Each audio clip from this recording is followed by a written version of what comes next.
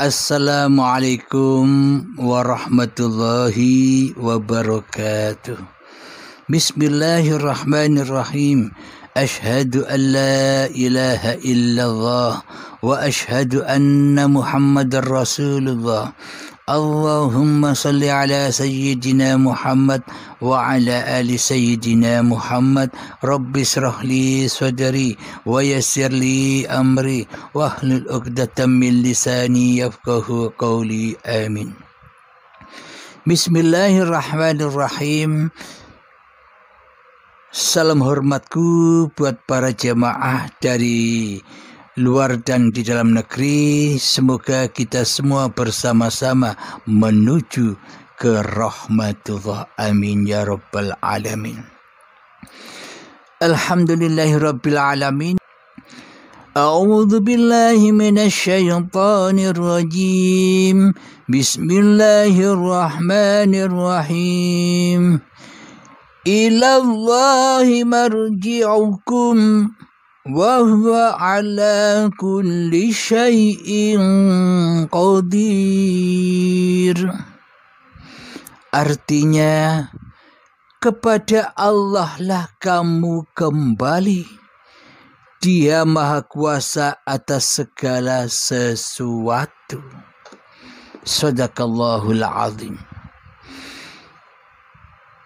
Bagi hamba-hamba yang belum berbaiat di hatinya, bagi hamba-hamba yang belum bertaubat di hatinya, maka selamanya takkan pernah bisa pulang kepada Allah dan takkan pernah pula dikuasai oleh Allah di hatinya hingga waktu yang ditentukannya, yakni hari yang besar, yakni saat syakaratul maut itu tiba, yakni baiatul akbar itu tiba. Jadi gunanya manusia itu diutus bertaubat dan berbaiat itu maknanya agar supaya manusia kembali kepada Allah dan kembali menjadi dikuasai oleh Allah daripada dikuasai oleh hawa nafsunya sendiri selama ini. Jadi semua berita ini sinkron, cocok dengan apa yang diemban, yang diamanahkan kepada Kanjeng Nabi Muhammad sallallahu alaihi wasallam, junjungan kita semua, bahwa Kanjeng Nabi Muhammad diutus membawa syariatullah, bukan syariat pribadi Kanjeng Nabi Muhammad. Bukan Nabi Muhammad yang bisa bersyariat. Syariat ini bukan syariatnya Muhammad, akan tetapi syariatullah. Apa buktinya bahwa syariat itu syariatnya Allah? Buktinya ketika kita sholat, ketika kita ibadah, ketika kita baca Al-Quran, ketika kita sholawatan, ketika kita apapun aktivitasnya di kehidupan ini, maka Nabi Muhammad sallallahu alaihi wasallam mengajarkan kepada kita semua, mengajarkan kepada seluruh umat manusia untuk diawali dengan niat. Jadi apapun, aktivitas apapun yang kita kerjakan, wajib dikasih niat. Agar apa? Agar terhitung ibadah. Secara syariatnya kan begitu. Kalau tidak diniati tidak terhitung ibadah. Tapi bila diniati terhitung ibadah. Ini babakan syariatnya. Akan tetapi hakikatnya Kenapa di seluruh aktivitas, terutama di dalam sholat dan ibadah-ibadah itu harus wajib diawali dengan niat? Karena di dalam niat itu ada pintu kembali kepada syariatullah daripada kembali menjadi syariatun nas, yakni di dalam pintu lillahi ta'ala. Singkat niatnya, aku sholat lillahi ta'ala, aku ibadah lillahi ta'ala, aku melihat lillahi ta'ala, aku mendengar lillahi ta'ala, aku berbicara lillahi ta'ala, aku menyanyi lillahi ta'ala, aku makan lillahi ta'ala, aku minum lillahi ta'ala, aku merokok lillahi ta'ala, aku duduk lillahi ta'ala, aku berdiri lillahi ta'ala, aku mandi lillahi ta'ala, aku belanja ke pasar lillahi ta'ala, aku memasak di dapur lillahi ta'ala, aku menyiapkan makanan-makanan dan sarapan pagi lillahi ta'ala, aku naik motor lillahi ta'ala, aku mau berhubungan suami istri lillahi ta'ala. Semuanya wajib diberi niat, wajib diawali dengan niat. Agar apa? Maksudnya agar tidak diakui seluruh syariat yang terjadi itu menjadi syariat manusianya. Agar kembali seluruh syariat-syariat yang terjadi terhadap diri manusianya, agar kembali marji'ukum ilallah, agar kembali menjadi syariatullah, yakni kembali ke alam surga, ke alam lillahi ta'ala. Bukan manusianya pelakunya, bukan manusianya yang menjadi Tuhan, akan tetapi diutus mengembalikan menjadi lillahi ta'ala dari li nafsinya. Jadi manusia yang belum bertaubat hatinya dari menjadi Tuhan, belum berbaiat hatinya dari kewujudan Tuhannya, maka ia selamanya takkan pernah bisa kembali. Di seluruh niat-niatnya pasti akan kembali aplikasi di hatinya.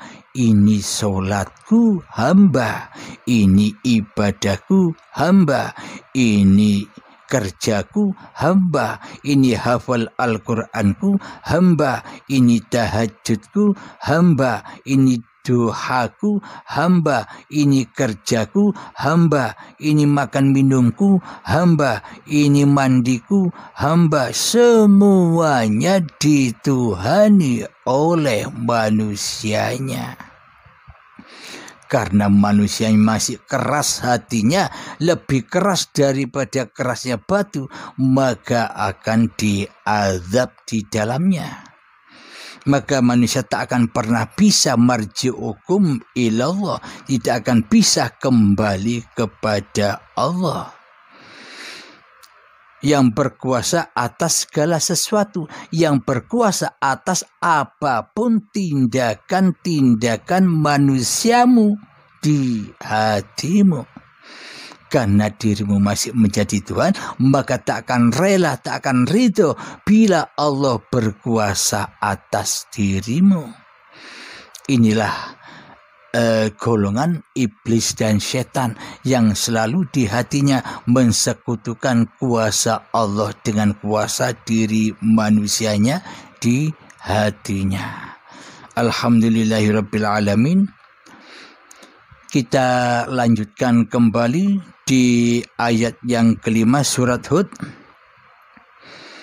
Bismillahirrahmanirrahim.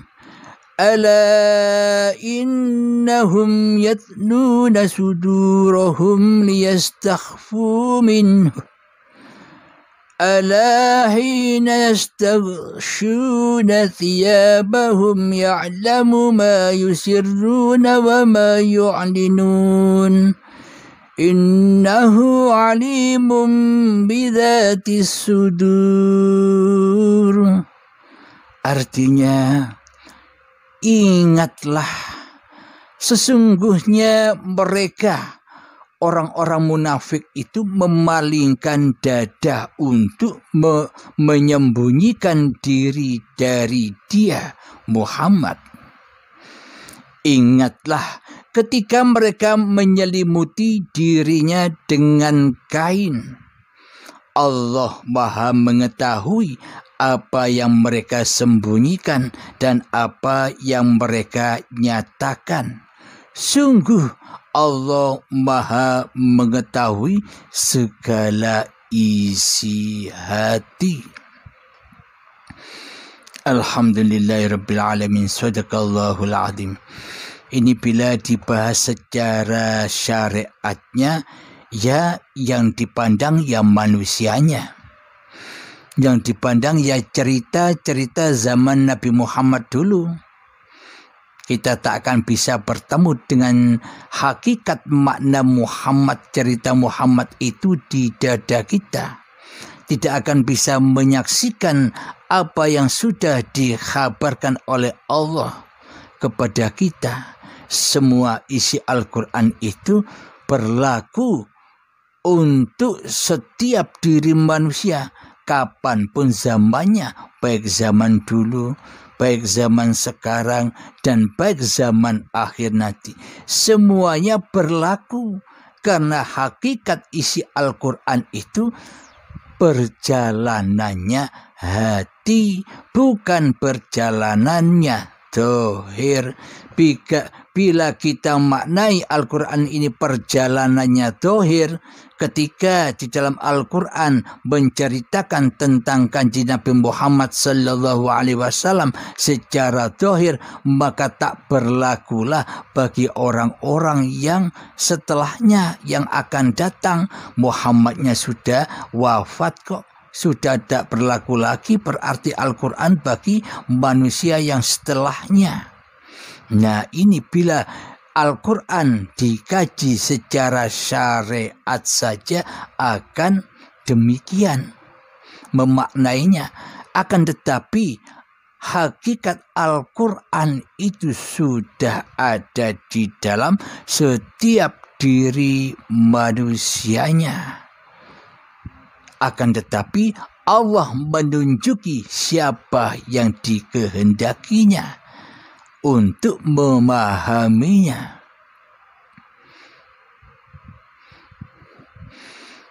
Jadi bila diartikan secara hakikatnya, ingatlah sesungguhnya mereka orang-orang munafik memalingkan dada untuk menyembunyikan diri dari diri Muhammadnya. Apa maknanya? Sesungguhnya hawa nafsu kita selama ini tidak rela, tidak ridho bahwa sesungguhnya kita ini hanyalah Muhammad. Kita ini hanyalah Rasulullah, bukan Rasulnya hawa nafsu.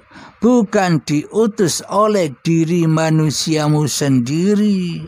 Akan tetapi kita ini adalah Muhammad Rasulullah, badan-badan yang diutus, yang dicipta, yang diperjalankan oleh Allah sejak dari tanah dahulu hingga menjadi bayi sampai setua ini, dan akhirnya sebentar lagi kita pun akan kembali ke asal usulnya, yakni dari tanah kembali ke tanah, dari Adam kembali ke Adam. Perbedaannya kita kembali pulang dengan paksa dan siksa yang sangat amat pedihnya, atau pulang dengan rela dan ridho hati.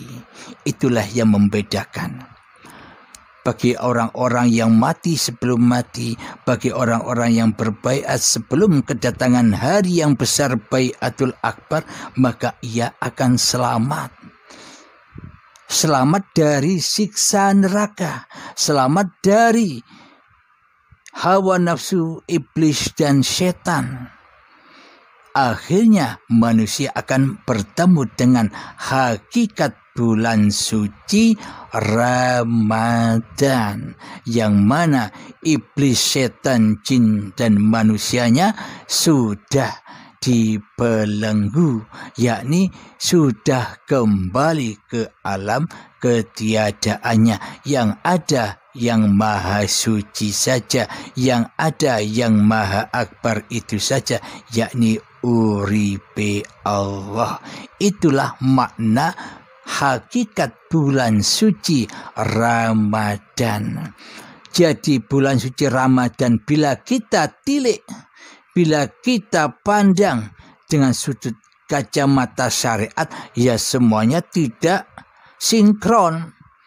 Bulan suci Ramadan secara syariat masih banyak orang-orang yang berzina, minum minuman keras, orang-orang yang bermaksiat kepada Allah. Jangankan orang lain, diri kita pun juga maksiat ketika berpuasa.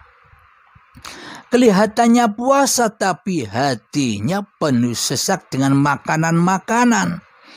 Kelihatannya lapar dohirnya, tapi di hatinya mengingat makanan-makanan yang akan disantapnya nanti. Ini kan hakikatnya tidak puasa. Karena hawa nafsunya masih ada, karena diri manusianya masih menjadi Tuhan. Maka selamanya kita hakikatnya selama ini tak pernah berpuasa di sisi Allah.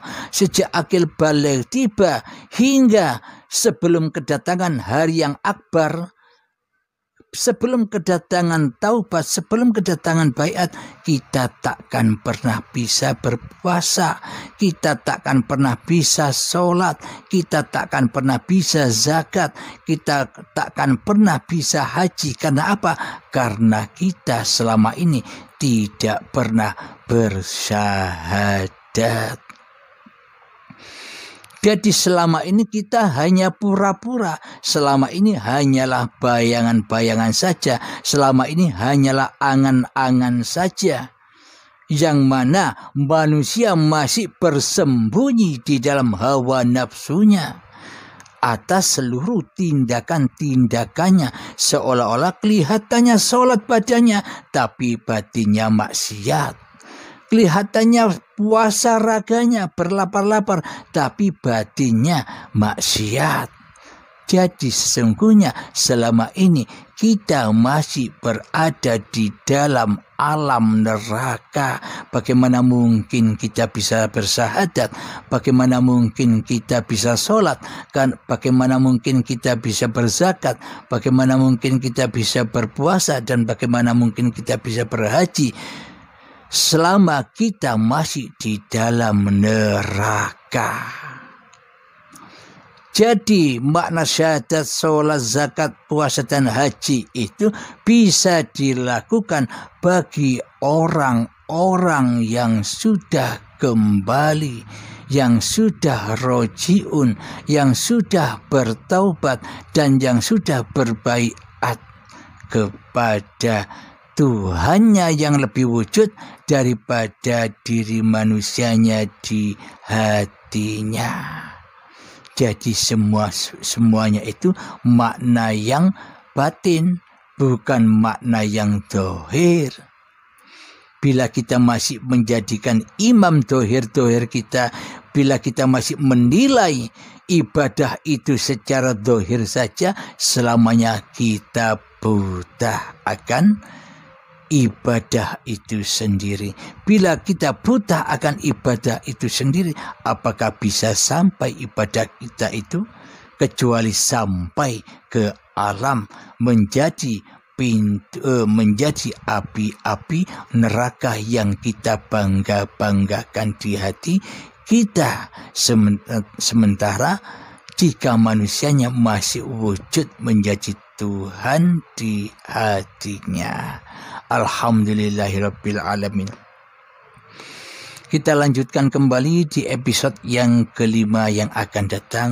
Semoga saya terutama dan kita semua dipahamkan oleh Allah Subhanahu wa taala. Alhamdulillahirabbil alamin. Rabbana atina fid dunya hasanah wa fil akhirati hasanah wa qina adzabannar. Wa sallallahu ala sayyidina Muhammad wa ala alihi washabbihi wasallam. Walhamdulillahirabbil alamin. Akhir kalam, assalamualaikum warahmatullahi wabarakatuh.